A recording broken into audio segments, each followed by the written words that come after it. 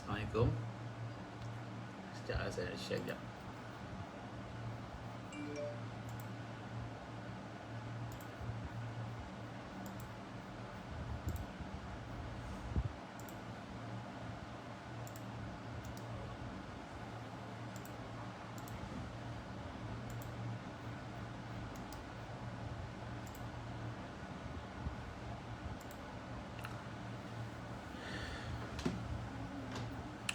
Okay, Assalamualaikum warahmatullahi wabarakatuh dan salam sejahtera. Apa khabar tuan-tuan dan puan-puan?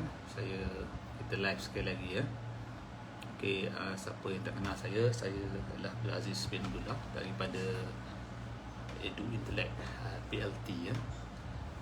Sebuah syarikat yang melaksanakan program training untuk personal development dan juga untuk bimbingan keusahawanan.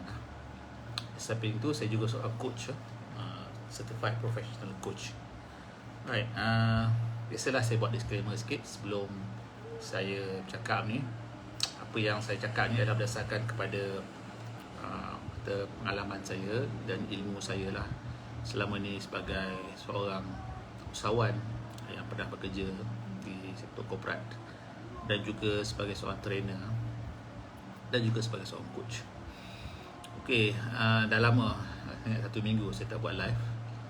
Mungkin dia dah 2-3 hari ni saya sibuk sikit lah. Hari ni ada kelapangan sikit walaupun tadi baru lepas habis Zoom meeting Jadi saya curi juga masa untuk buat live Right, okey, apa yang saya nak bincangkan hari ni bagi siapa yang dah ikut saya punya video sama ada secara live ataupun secara recording dalam Facebook dan juga dalam YouTube, I think you all pun tahu yang saya seorang coach. Jadi dalam video ni saya nak terangkan sedikit lah, ada beberapa orang kata perbezaan ataupun tanggapan umum tentang perkataan coach yang ada dalam kita punya masyarakat hari ni, supaya orang semua lebih faham lah apa maksud coach ataupun tugas coach yang sebenarnya. Okey, saya rasa bila orang sebut coach, orang selalu confuse coach ni antara maksud coach dengan mentor ataupun dengan advisor ataupun dengan consultant. Orang selalu confuse perkara tu, dan saya tak nafikan lah ataupun tak menyalahkan orang ramai kenapa mereka confuse tentang perkara ni, sebab mereka berdepan dengan banyak individu yang orang kata melabelkan diri mereka sebagai coach. Tapi saya nak tekankan hari ni tentang definisi coach yang saya tahu berdasarkan kepada orang kata certification ataupun sijil yang saya dapat lah. Untuk makluman tuan-tuan dan puan-puan semula, saya mendapat latihan sebagai seorang coach berdasarkan kepada training ataupun kaedah-kaedah yang digunakan pakai oleh International Association of Coaching, IAC. Itu adalah satu badan coaching antarabangsa. Jadi saya adalah certified coach berdasarkan kepada kaedah-kaedah yang telah digariskan oleh IAC. Okey. Jadi definisi kami lah sebagai seorang coach berbeza antara seorang coach dan juga seorang mentor dan juga seorang advisor dan juga seorang consultant. Itu definisi kami. Pertama sekali, saya nak bagi tahu tentang situasi seseorang tu apabila mereka menamakan diri mereka sebagai consultant. Biasanya konsultan ni adalah sesuatu orang yang pakar dalam sesuatu bidang. Okey, mungkin dia adalah seorang engineer, maka dia dipanggil consulting engineer. Ataupun dia mungkin seorang pakar dalam bidang keuangan, jadi dipanggil consulting finance consultant. Ataupun dia pakar dalam bidang human resource, maka dia dipanggil consultant dalam human resource. Jadi perkataan consultant apabila diguna pakai, pertama sekali dia akan digunakan kepada orang-orang yang sama ada mereka ada sijil daripada universiti sekurang-kurangnya mereka ada ijazah sarjana, sekurang-kurangnya dah.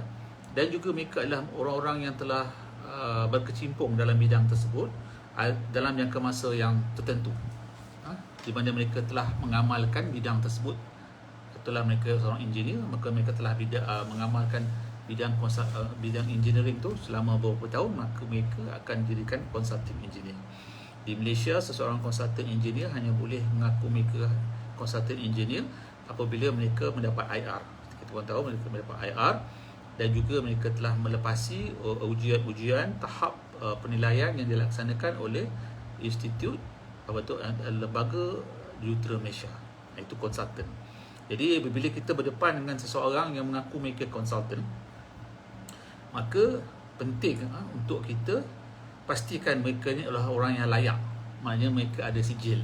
Mereka ada sijil dan mereka layak untuk memberi kita tunjuk ajar, okay, dan apa yang kita harus lakukan. Okey, itu seorang konsultan. Jadi tugas konsultan ni ialah mereka akan memberi panduan kepada kita untuk melakukan sesuatu perkara berdasarkan kepada ilmu yang mereka ada, di mana ilmu mereka itu adalah ilmu yang profesional. Jadi mereka biasanya, seorang konsultan ni akan bertanggungjawab terhadap apa yang orang kata advice ataupun nasihat atau tunjuk ajar yang diberi. Itu adalah seorang konsultan, itu kerja konsultan. Okay? Dia ada tanggungjawab. Macam sebagai seorang konsultan engineer, kalau seorang konsultan engineer beri sesuatu arahan ataupun sesuatu tunjuk ajar, dia bertanggungjawab. Sehingga kan kebanyakan konsultan engineer ada insurans. Sekiranya tunjuk ajar mereka ataupun apa yang mereka arah tu tidak menepati keputusan ataupun results yang dihadapkan, konsultan engineer itu boleh disaman. Itu adalah konsultan. Sekarang satu lagi term yang orang gunakan ialah advisor. Advisor ni satu term yang memang very loose. Kenapa saya kata very loose? Semua orang boleh jadi advisor. Kawan kita pun boleh jadi advisor, adik-beradik kita pun boleh jadi advisor. Advisor ni sebenarnya dia tak ada tanggungjawab langsung tentang keputusan yang dia beri tu ataupun idea yang diberi tu. Itu adalah advisor. Jadi apabila seorang tu kata dia advisor, sebenarnya dia tak ada tanggungjawab langsung. Dia boleh bagi pendapat, tapi dia sebenarnya tak ada tanggungjawab. Sebab tu kadang-kadang bila kita minta advice kepada seseorang, kadang-kadang advice yang diberi tu kadang-kadang benda tu boleh kita guna pakai, ataupun kalau kita tak guna pakai pun tak kisah, sebab dia hanyalah advice, kan? Macam kita bagi nasihat pada kawan kita tentang satu perkara, dia jumpa kita bagi advice, itu adalah advice. Jadi kita tak perlu orang kata sesuatu pakar, sebagai satu kepakaran untuk jadi advisor, kan? Dia terpulanglah pada orang yang terima advice tu sama nak terima atau tidak kita punya advice. Itu adalah advisor, kan? Dan biasanya advisor ni mereka tak akan charge lah. Mereka hanya free of charge. Begitu juga tadi konsultan ni biasanya dia akan charge kita lah bila kita minta sesuatu kerja yang mereka lakukan. Dan biasanya kalau konsultan macam konsultan engineer tu, dia orang punya rate yang mana dikawal oleh kerajaan Malaysia, berapa yang dia boleh charge seseorang klien dia. Itu konsultan. Konsultan ni dia boleh charge kita. Itu konsultan. Okey, satu lagi ialah mentor. Okey. Mentor ni adalah biasanya seseorang tu, orang tu dia telah berjaya mencapai sesuatu perkara. Dia telah berjaya mencapai sesuatu perkara dan dia tahu step-step yang patut dilaksanakan untuk capaikan perkara tersebut. Jadi bila jadi mentor, maka dia akan tunjuk step-step tu untuk capaikan benda tu, apa yang orang yang ikut dia ataupun yang dipanggil mentee perlu buat. Itu namanya mentor. Sekarang ni contohnya, kalau seseorang tu nak jadi mentor, katalah sekarang ni seseorang tu nak jadi mentor macam mana jadi jurutera. Jadi orang yang nak jadi mentor tu mesti telah menjadi jurutera. Maknanya dia ada step-step. Dia ada step-step yang menunjukkan dia telah menjadi jurutera. Dia bukan hanya cakap je kau kena buat macam ni, macam ni, macam ni, step A, step 1, step 2, step 3, step 4. Tapi dia tak pernah mencapai kedudukan sebagai seorang jurutera. Itu bukan mentor namanya. Itu hanyalah saya panggil orang yang berpura-pura seolah-olah dia tahu tapi sebenarnya dia tak tahu. Okey. Jadi mentor ni tak semestinya orang tu orang yang berpendidikan tinggi, tapi dia telah mencapai sesuatu tahap yang mana ada orang nak ikut dia. Macam sekarang ni, tadi saya bagi contoh seorang jadi jurutera. Saya bagi contoh lagi mudah. Contohnya macam mana katalah seseorang tu telah berjaya,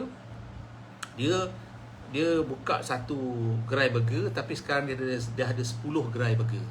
Jadi kalau kita nak jadi mentee, orang yang nak mengetahui macam mana dia jadi berjaya dapat 10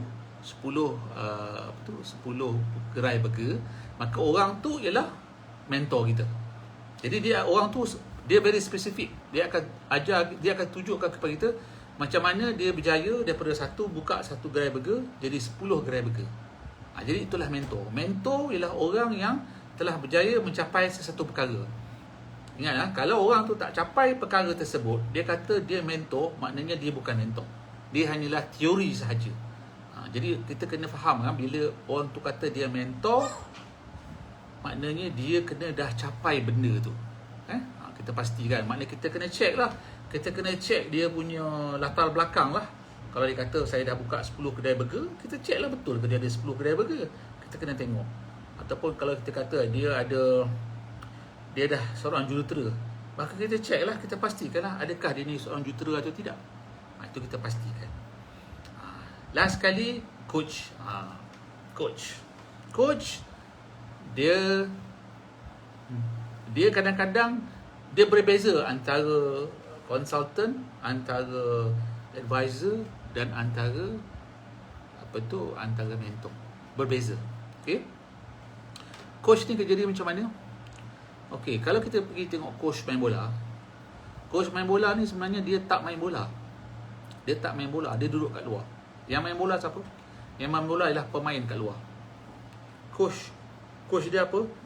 Coach kerja dia ialah untuk pastikan pemain bola tu bermain ke tahap yang terbaik supaya dia dapat perform di padang dengan keadaan yang terbaik dan dia dapat tim dia boleh menang. Itu saya bagi contoh coach bola. Of course, coach bola ni dia kena tahu tentang bola sebab dia sports coach, dia kena tahu juga tentang bola. Tapi tugas utama dia, sebab kalau nak tentang expertise tentang main bola, player tu lebih pandai daripada dia. Okay? Kita pun tahu player macam contoh Ronaldo ni lebih pandai main bola daripada coach dia. Tapi dia perlukan coach. Coach ni bukan setakat nak pastikan dia boleh main bola dengan perfect di padang bola. Dan coach ni juga akan pastikan mental dia betul. Mental dia tu dalam keadaan yang orang kata sihat, penuh motivasi, tak ada ragu-ragu kan, tak ada hilang semangat supaya dia boleh main bola dengan betul. Itulah kerja seorang coach. Okay? Jadi coach ni berdasarkan kepada orang kata training yang saya lalui dengan saya punya persatuan, coach lebih kepada memberi semangat kepada seseorang untuk capai apa yang seseorang tu nak ataupun untuk selesaikan masalah-masalah yang seseorang tu hadapi. Okay? Alright. Biasanya sebagai seorang coach, kita tidak akan beri arahan ataupun tunjuk ajar. Okay? Itu kebiasaannya. Itu adalah orang kata itu adalah training ataupun itu adalah training badan-badan coaching antarabangsa. Sebab kerja kita bukan untuk beri arahan ataupun tunjuk ajar. Walaupun kadang-kadang kita tahu masalah yang dihadapi oleh seseorang yang kena coach tu, masalah tu kadang-kadang nak selesaikan masalah tu kita tahu. Sebab mungkin kita ada pengalaman dalam menyelesaikan masalah tersebut berdasarkan kepada ilmu yang kita ada ataupun pengalaman hidup yang kita ada. Kita ada pengalaman. Tapi kita tidak mahu memberi tunjuk ajar tu ataupun menyuruh dia melaksanakan perkara tu. Kenapa? Sebab kita nak orang yang datang coach dengan kita tu meluaskan pemikiran dia supaya dia tak terhad kepada, orang kata, menunggu jawapan daripada kita saja. Jadi dia kena explore apa kaedah yang dia harus guna pakai untuk contohnya selesaikan masalah dia. Okey. Jadi dia kena explore lah, kan, sama ada benda yang dia buat tu betul atau tidak. Sebenarnya bagi seorang coach tu seorang coach yang betul-betul berpengalaman, dia tidak akan cakap perkara tu salah atau betul. Kan, salah atau betul, dia tak akan cakap. Dia, apa yang dia akan tanya kepada orang tersebut ialah minta orang tu cari penyelesaian macam mana contoh nak selesaikan satu masalah, dan coach tersebut akan hanya minta orang tersebut buat laksanakanlah apa yang dia nak buat tu. Kan?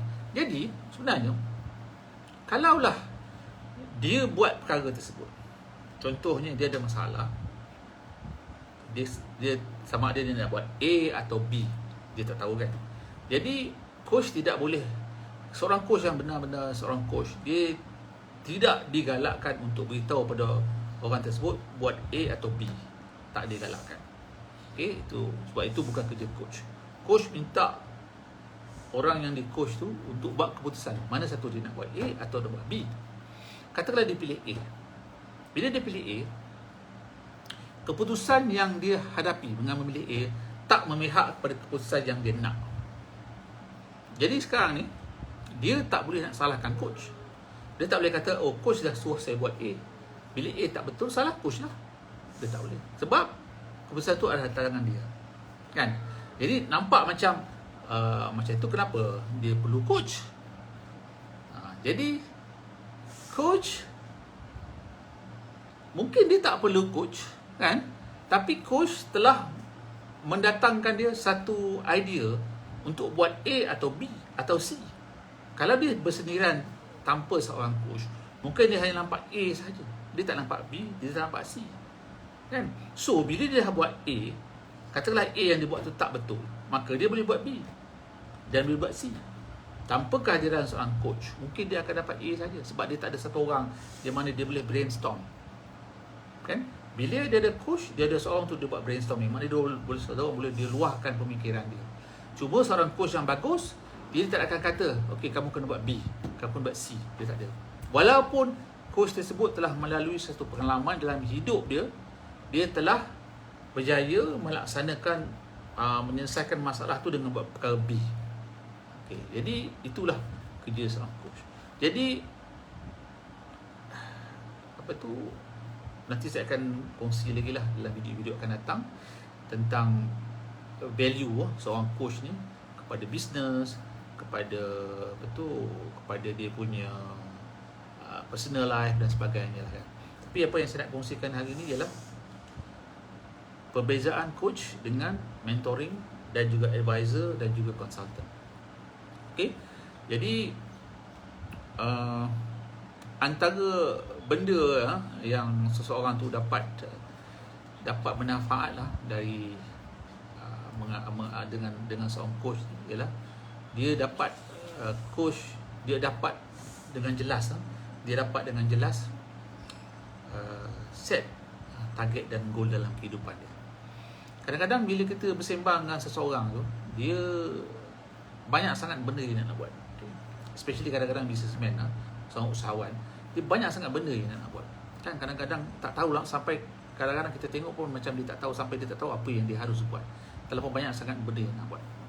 Tapi bila kita tanya dia secara terperinci apa dia punya matlamat ataupun goal dalam bisnes dia, kadang-kadang dia sendiri tak tahu.